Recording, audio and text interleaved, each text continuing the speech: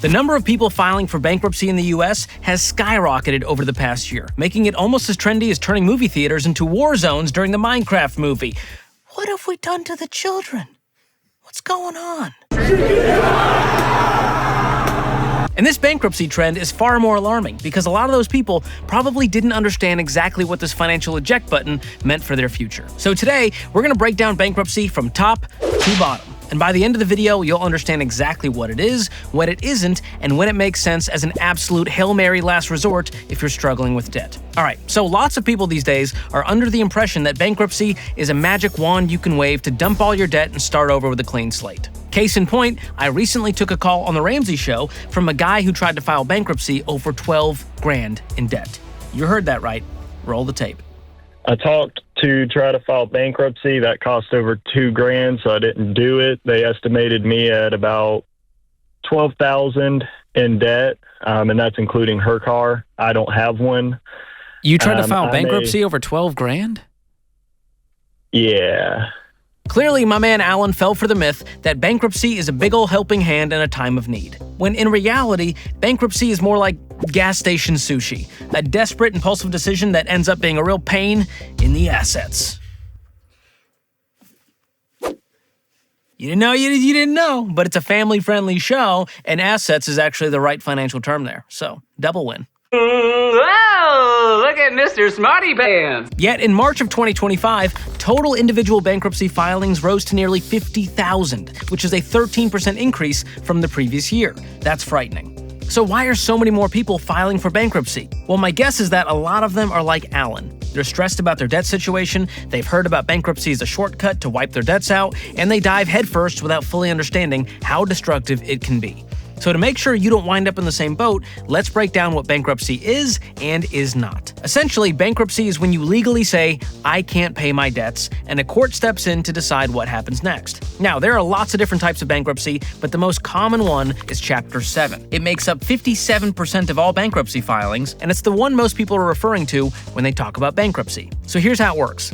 Once you file for Chapter 7 bankruptcy, you're assigned a bankruptcy trustee who will take a long, hard look at your liabilities, which is what you owe, and your assets, which is what you own. They're basically a financial chaperone from the court system, and a very invasive chaperone at that, because there is zero privacy in bankruptcy, so your trustee will want to see everything, financially speaking. Nobody really wants to see that. If the trustee determines you really can't pay back what you owe, the court might wipe out some of your debts.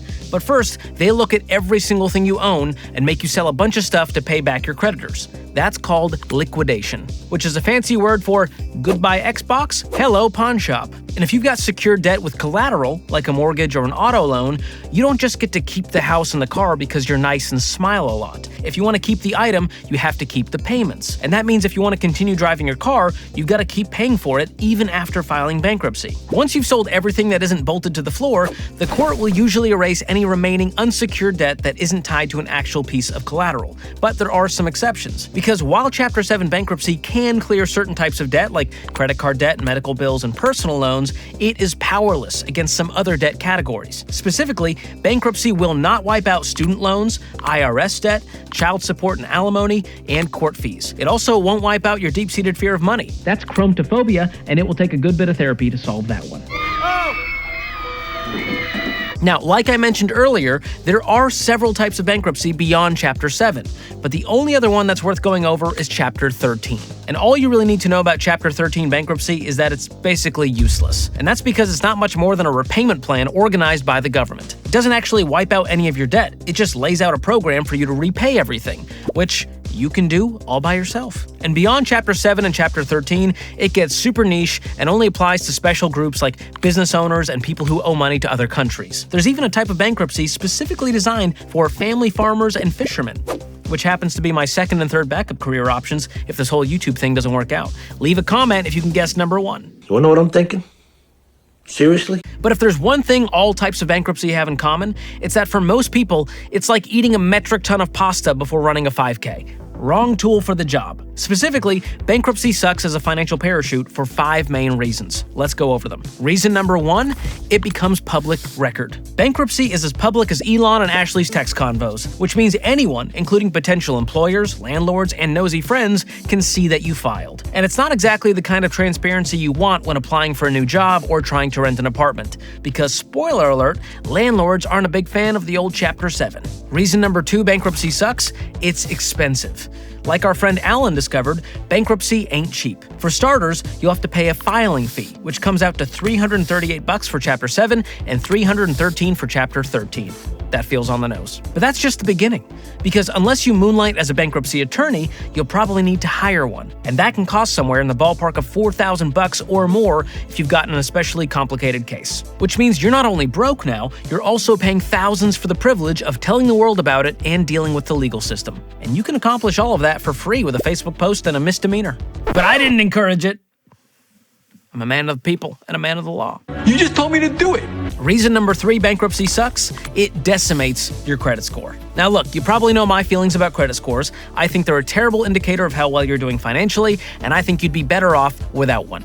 But a low or bad score can be a real problem, and that's often where bankruptcy leaves you. And you're not going to get out of it anytime soon because the Chapter 13 sticks around for 7 years, and Chapter 7 bankruptcies stay on your credit report for 10 years. And 10 years is a long time. I mean, think about this. 10 years ago, we were all watching viral Vine videos and listening to Uptown Funk.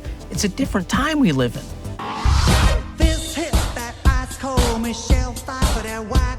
But for real, you don't want to walk around with the financial equivalent of the Scarlet Letter for an entire decade. Reason number 4 bankruptcy sucks, it makes home ownership hard to come by. Bankruptcy makes you radioactive to mortgage lenders. Think of it like trying to date again after cheating on your last 4 partners.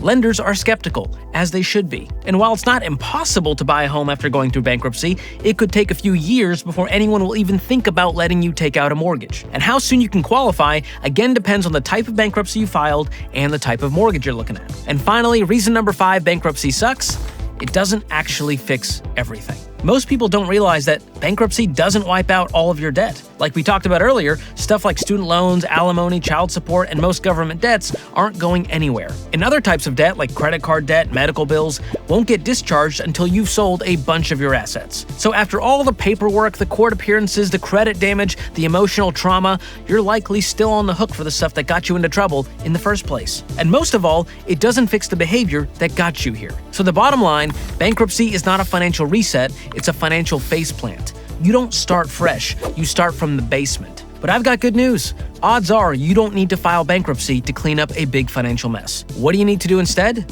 You need a proven financial strategy I call literally anything else. Seriously, you need to explore every alternative that isn't illegal or unethical before filing for bankruptcy. And I'm going to give you 5 of the most effective ones in just 1 second. But before we go over the alternatives to bankruptcy, I want to give you an alternative to letting your savings collect dust at a brick-and-mortar bank. And that is by opening a high-yield savings account with online bank Laurel Road, a sponsor of today's video. You see, the money you put into traditional savings accounts will typically grow at the speed that paint dries. But Laurel Road offers competitive top-tier interest rates that will let your money grow way faster. Plus, there's no minimum balance to open an account, your deposits are FDIC insured, and best of all, Laurel Road will never charge you any monthly maintenance fees. So open an account today by going to laurelroad.com/George or click the link in the description below.